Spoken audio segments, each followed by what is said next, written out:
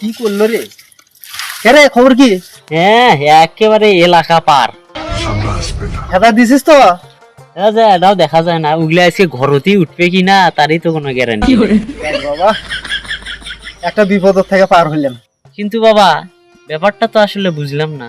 আরে বাবুরে তো কেমনে বুঝি? হ্যাঁ, এ তোর মাওটা যে আইজে মনে হয় যে 2 বছর পার হয়ে গেল মরছে। হ্যাঁ, এই তখন থেকে আমি গান পারবে নেছি একটা বিয়ে করবো বিয়ে করবো বিয়ে করবো। এ বললে তোর মামা গোষ্ঠী, তোর মায়ের বাড়ির মানুষ, তোর মায়ের ভাই, এরা মানুষ জুতের মানুষ নয়। এরা জীবন ছেড়ে দিবে কিন্তু আমাকে বিয়ে করার অনুমতি দেয় না। কিন্তু বাবা ব্যাপারটা তো আসলে বুঝলাম না, এই মুরগি খেদানের সাথে আমার যে মামা আসবে তার সম্পর্কটা কি?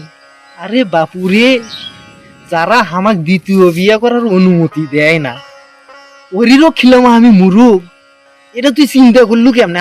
একটা মুরুগ হাটক নিয়ে যায় বেচলেও আমি 500-600 টাকা বেচ ফেরবো। আমার 2-3 বেলা মনে হয় যে খোরাকি আসবে। ও খিলে লাভটা কি? ওই কি আমাকে দ্বিতীয় বিয়ে করবে দিবে? ও ওই জন্য তুমি খেদে দিলে আমার মামারা এসে মুরগি খাবে দেখে? দেখ, তুই একটা কামের মতো কাম করছিস, তুই যে আমার বেটা এটা তারই প্রমাণ। তুই এটা ভালো কাম করছিস বাবা। যা তুই এখন যা। আচ্ছা আমি গেলুম তাহলে বাড়ি।